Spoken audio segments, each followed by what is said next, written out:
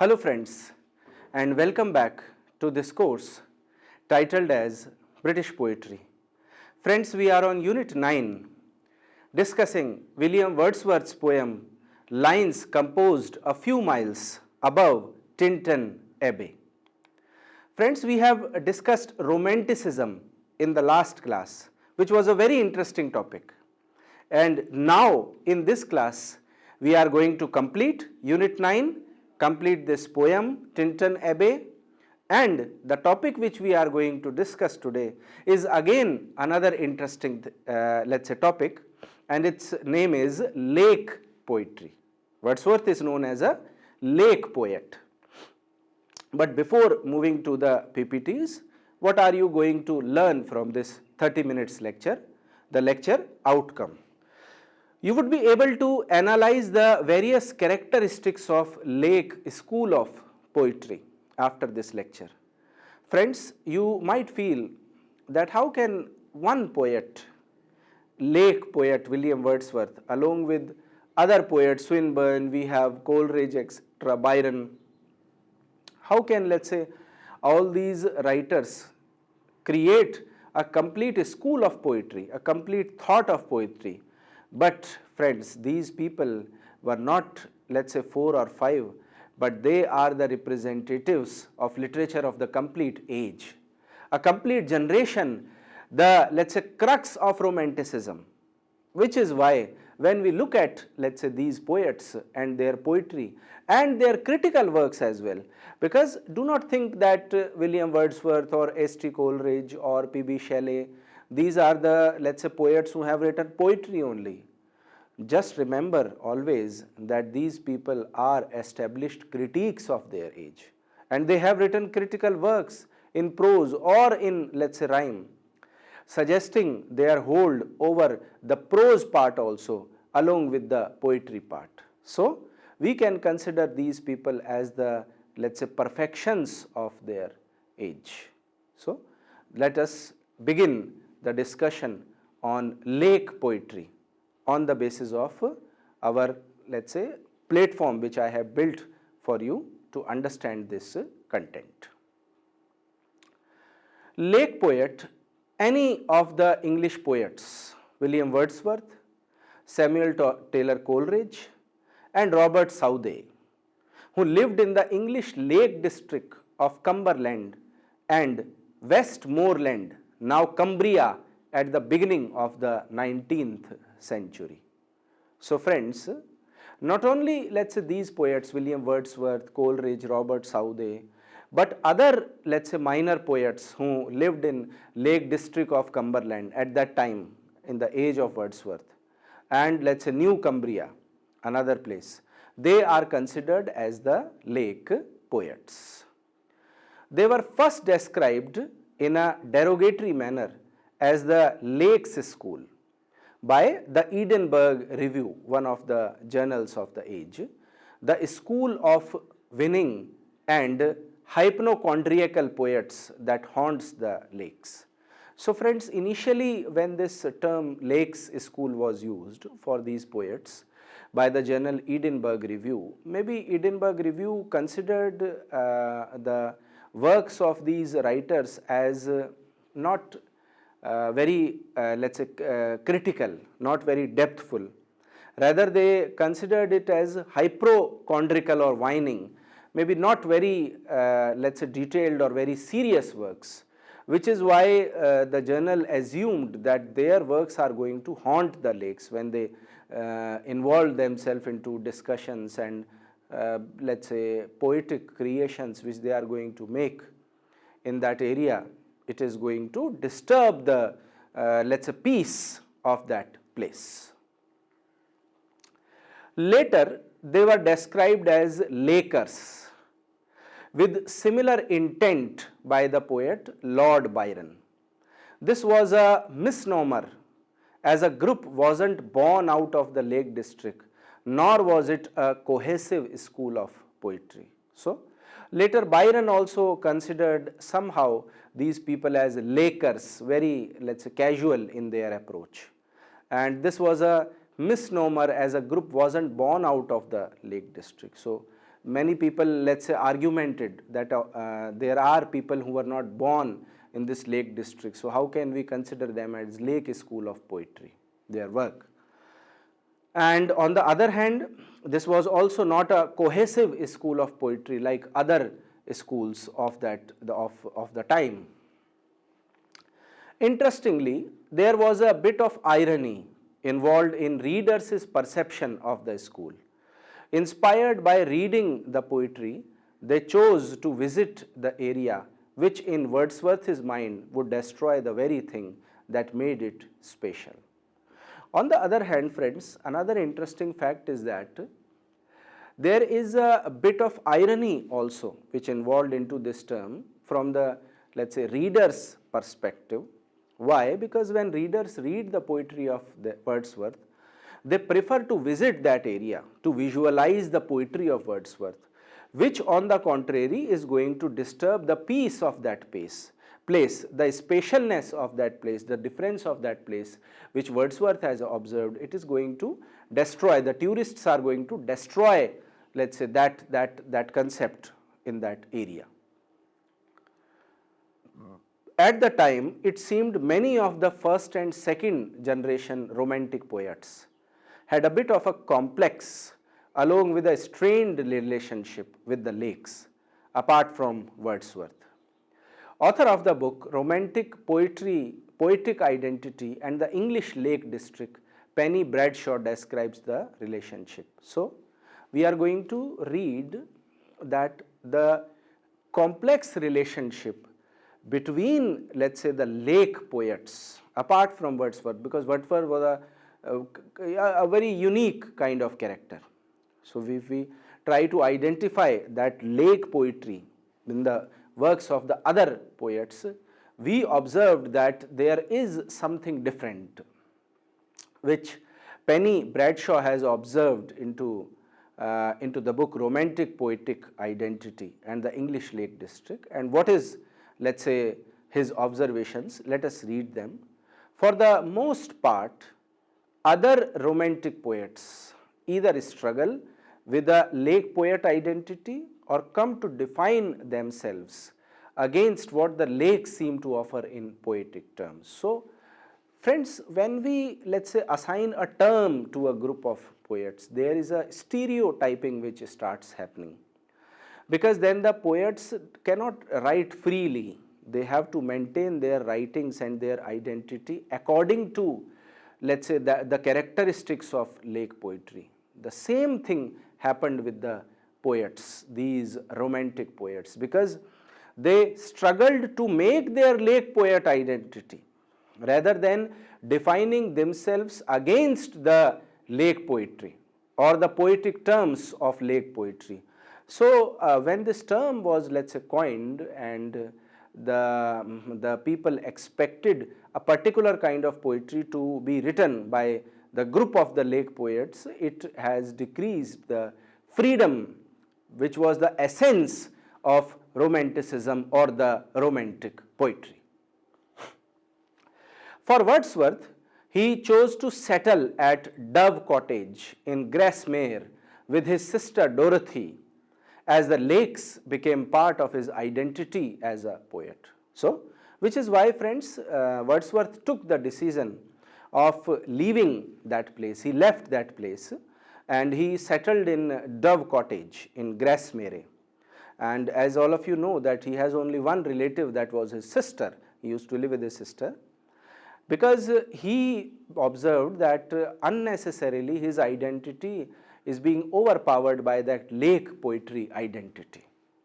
Not just considered a nature poet, his poetry is about the organic relationship between people and the natural world. Friends, when we look at the poetry of William Wordsworth, we must not consider him as, let's say, a poet who is representing the outer nature, portraying the outer nature, but his poetry is something above that, something more than that. And what is that? His poetry is maintaining and creating an organic relationship between people and natural world. It means we are not different from a tree.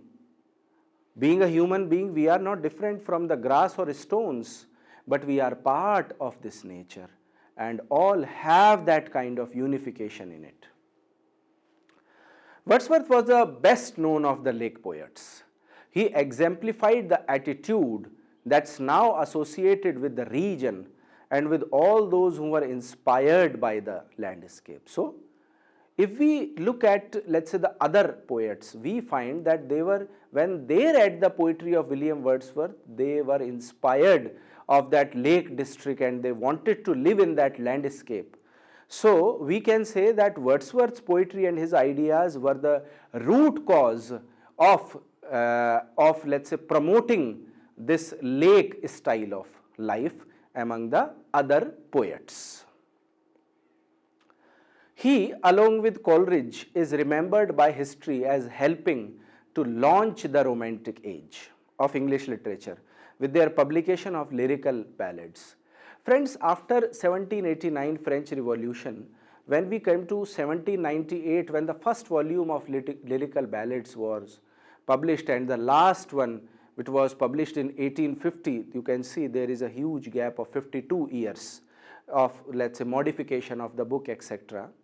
So when we look at, let's say, these transitions, we see that the Romantic age began with the lyrical ballads, and in English literature, Romanticism or Romantic age became a different entity. The greatest work of his career, the Prelude, was unknown during his lifetime. On the other hand, this is also, friends, surprising that the Prelude, which is now, let's say, introduced in all the syllabus of English, in English departments to the students, at the time of William Wordsworth, it was unknown till his death. He began it when he was 28 years old and it was published posthumously. Posthumously means after the death of William Wordsworth, Prelude was published, and he took a long time because Prelude is an autobiographical poem. You can simply say that Prelude talks about the journey of the life journey of the poet. His broader oeuvre is noted for his veneration of nature and dislike for change that flew in the face of the natural world. When we look at the poetry of William Wordsworth, we see that there is a oeuvre, there is a complete, let's say, horizon which he has created through veneration of nature, portrait of nature, and the dislike to change that flew in the face of the natural world, which people, let's say, are feeling that is against William Wordsworth's philosophy. Why? Because he believed that everything is changing in nature. So we must adapt that change. We must not avoid it. We must not, let's say, run away from it.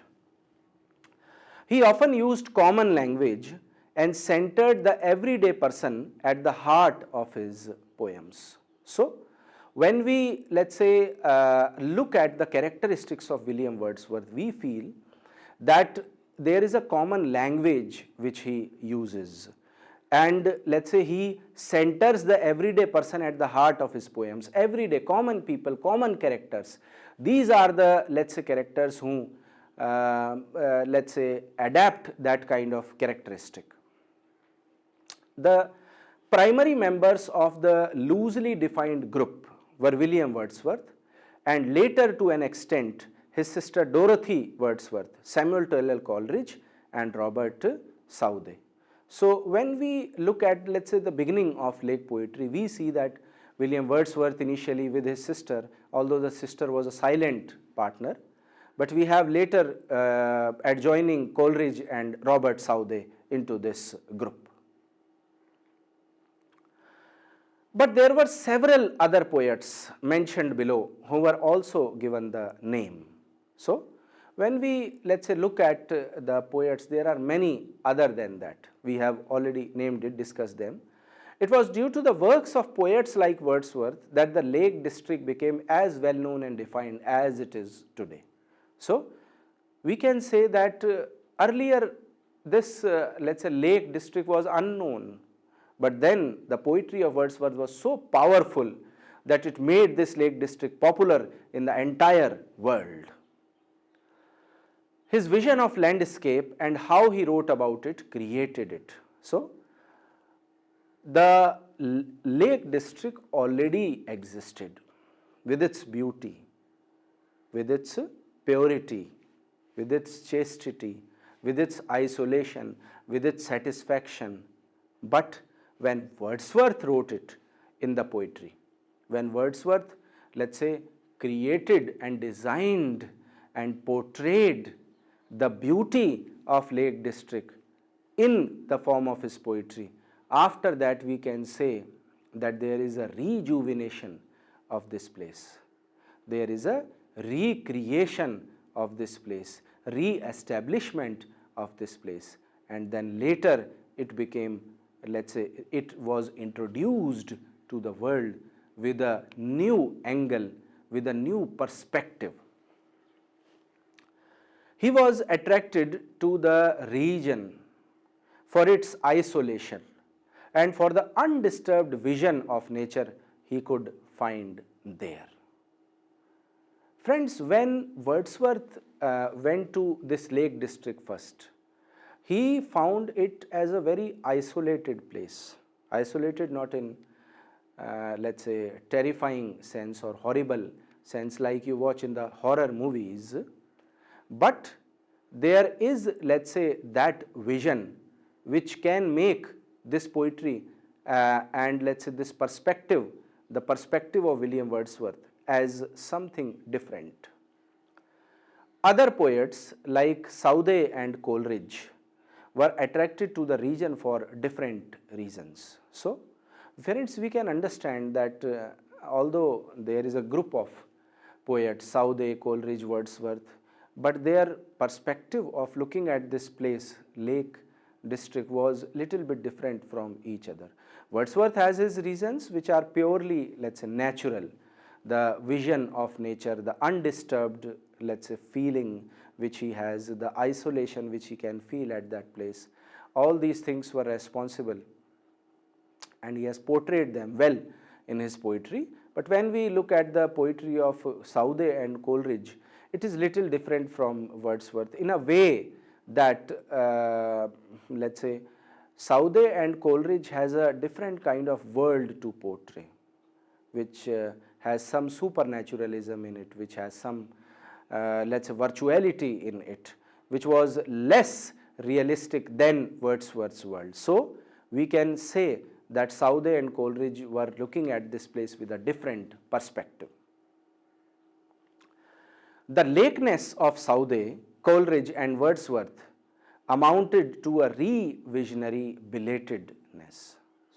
When the poetry of these three poets completed, then we can, let's say, amount a kind of revision, a belated revision of this place. Belated in the way that much earlier these things need to be written, but Wordsworth was the one, and there was a team, and they were able to revision this place, and an altogether different portrayal was done in the poetry of these, let's say, poets.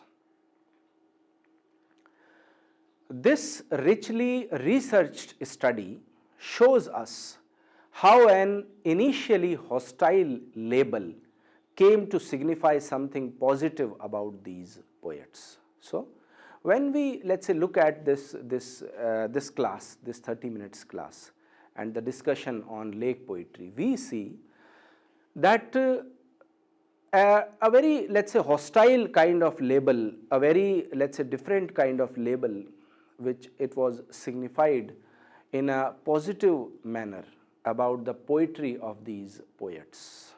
And what is that?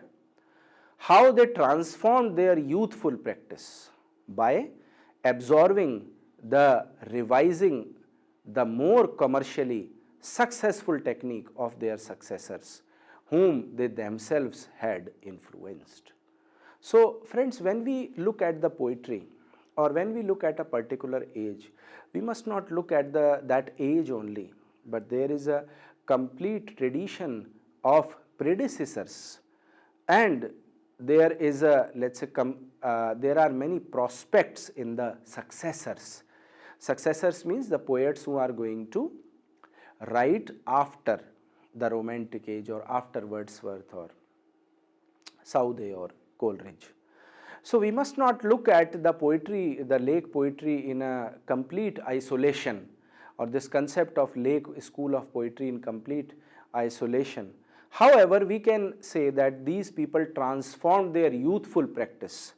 Whatever, let's say, youthful they had in themselves, positivity they had in themselves, they try to absorb it, they try to transform it into a very, let's say, pure kind of poetry, and revising the more commercially successful technique for their successors. Although when we talk about the successors of these writers, the successors had their own, let's say, commercial uses. They wrote poetry so that it can sell and they can earn money from the, let's say, readers and publishers. So, but the foundation was created by Wordsworth and his, let's say, contemporaries, but later the successors, the poets, used it in a commercial manner.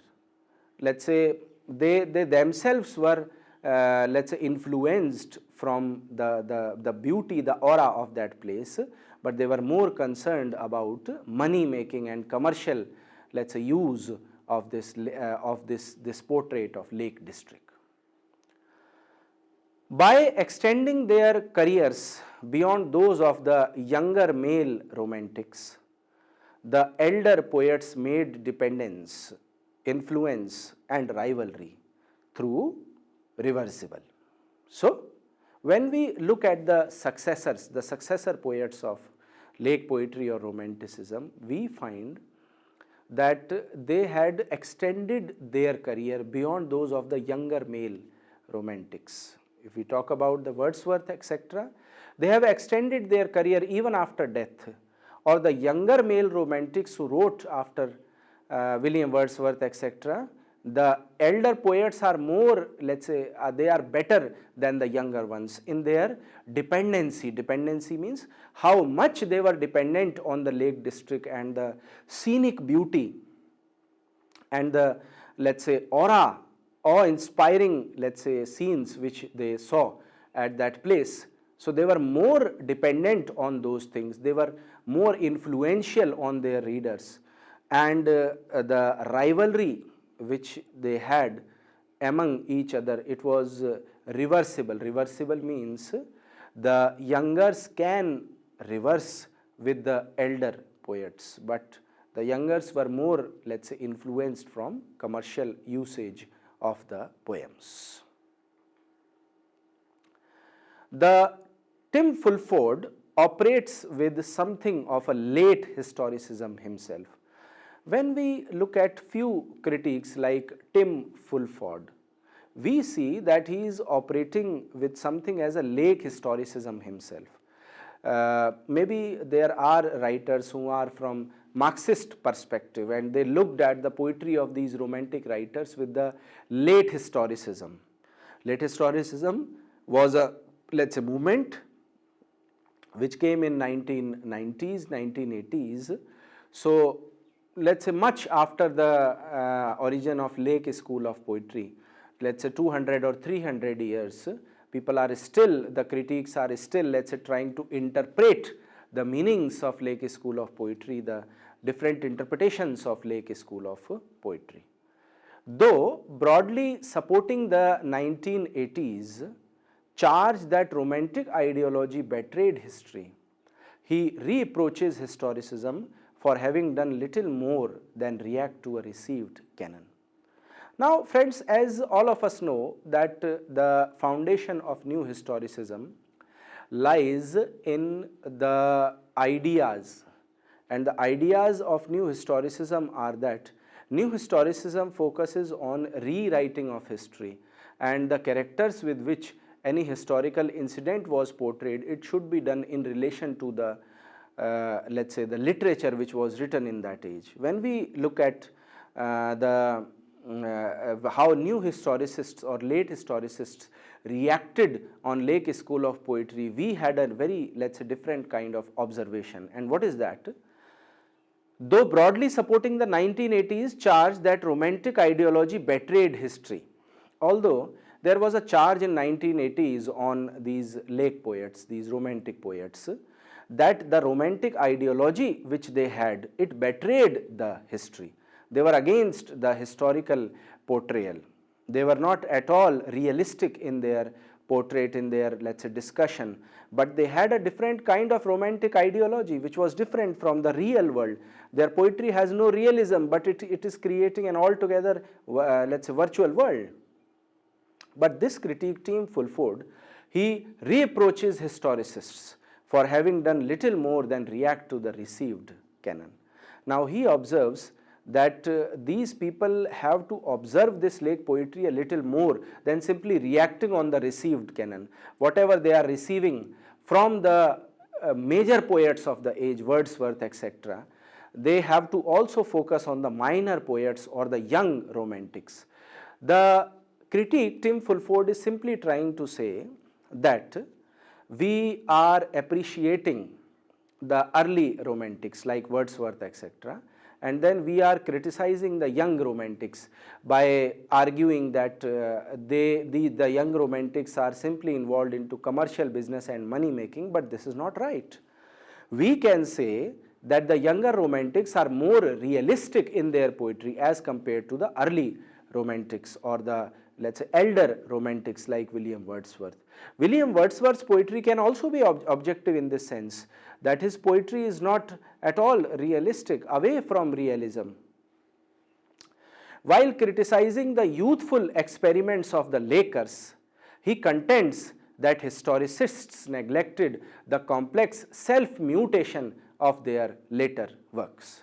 So when we, let's say, go into deep on the, let's say, ideas of Tim Fulford or the late historicism, we come to a conclusion that while the critics are criticizing the youthful experiments of the Lakers, why these experiments are, let's say, criticized, I don't know, even you don't know, because experiments are always good. Why a young poet should write the poetry just like William Wordsworth? He has to do something new, he has to experiment into a different manner that shows the youthfulness of that poet.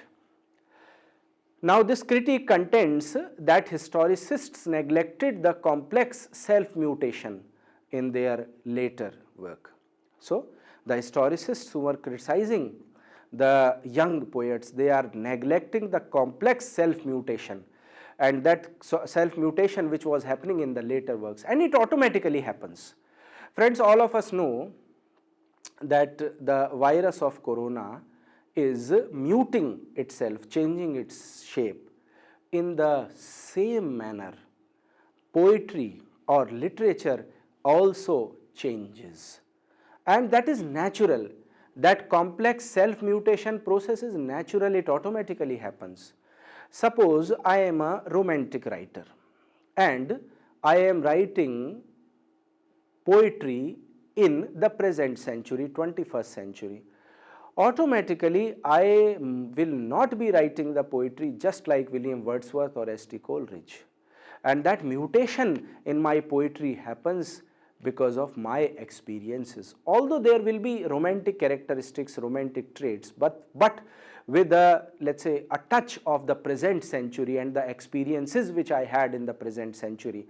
And that self-mutation process is little bit complex from the critique's perspective. So critiques are, let's say, many a times think like in stereotypical manner, but they have to be little, let's say, scientific and rational in their approach while comparing the young romantics and the old romantics. So with this, I believe that you have now understood this poetry, Tintern Abbey, to its complete sense, with all the dimensions which William Wordsworth wished to cover and the ideology which William Wordsworth has as a romantic. On the other hand, I believe that you have also to an extent understood that what is romanticism from the lens of William Wordsworth's poetry. That is all for today. Thank you for listening.